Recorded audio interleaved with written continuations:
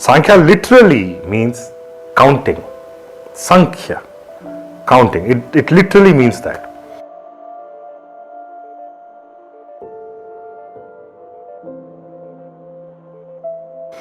And a lot of people don't understand that it is one of the oldest darshanas that are available to us. So even though when people teach or when they talk, they say Nyaya, Vaisheshika, Sankhya, Yoga, Mimamsa and all that, though Sankhya is put in number 3 when you say that, but it is the oldest darshana that we have found. In fact, it is older than Gautama Buddha, it is older than Mahavira. And it is a Astika Darshana because it accepts the testimonials of rishis in the Vedas. It accepts the authorities of Vedas. Again, Vedas means just vidyate iti Vedaha, that which you can see from your third eye, that which you can grasp from your eye of knowledge. Obviously, the original propounder or the person who kind of put together the Sankhya philosophy is Kapila Muni. Everybody knows about it. Some of them, some of the scholars call him as the son of Brahma, Chaturmukha Brahma. Some say he is the avatar of Vishnu. He is one of the 24 avatars of Vishnu. Some say he is a form of Agni. Whatever it is, he is given a very, very high elevated status. Right?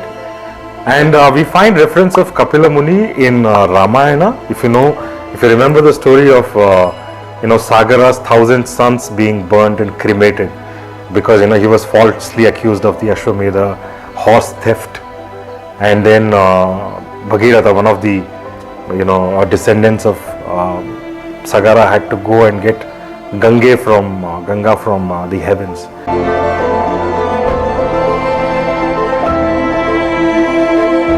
So Ramayana has the story of Kapila Muni, and obviously he was a very bright, very strong, powerful Muni, very a rishi who's achieved so much that he could in one blow just burn away 1,000 people, 1,000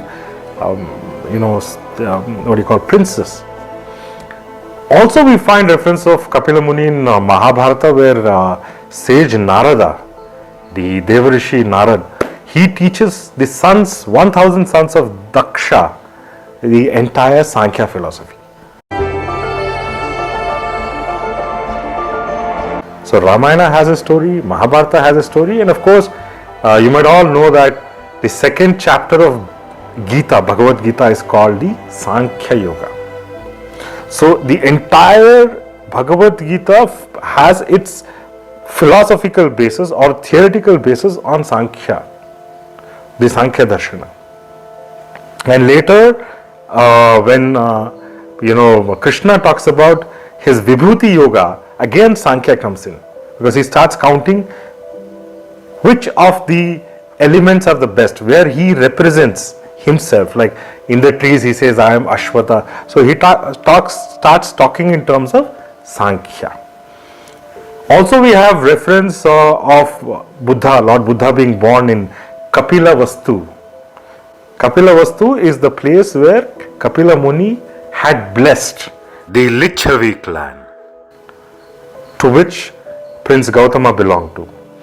So by the time Buddha was born and was brought up, Kapila Muni was already a very, very big sage.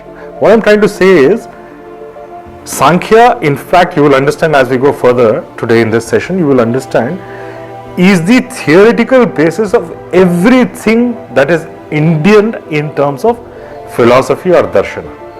Every other darshana actually is kind of either a part of what Sankhya says or an expansion of what Sankhya says, or is an addition, deletion, but it is centered around this whole idea of Sankhya. Even in modern, let's say modern physics or metaphysics, we have so many formulas which deal with numbers. Sankhya is not only a very ancient text, it is also the foundation, the fundamental Indian Darshana text. And we find where do we get the authority of Sankhya. It comes from something called Kapila Sutra, which Kapila Muni, Kapila Rishi wrote, but we don't have the original text. We haven't found it till date. But we have references, like I said, in Mahabharata, Ramayana, Gita, and in between, there's a lot of reference found in the writings of Vijnana Bhikshu, who's done a wonderful job about Indian darshanas in the 11th to 13th century. We place him somewhere in 11th to 13th century. But even Vijnana Bhikshu's original works are not available. So we get our entire corpus of knowledge from Ishwara Krishna's Sankhya Karika.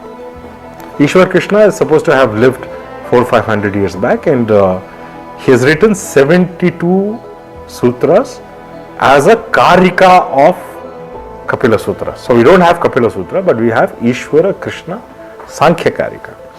And if any of you wish to go in a detailed way into these 72 sutras, I'll be happy to assist you later on. Not in this class. I'm not going to talk about these 72 sutras, but just the overall view of what Sankhya is.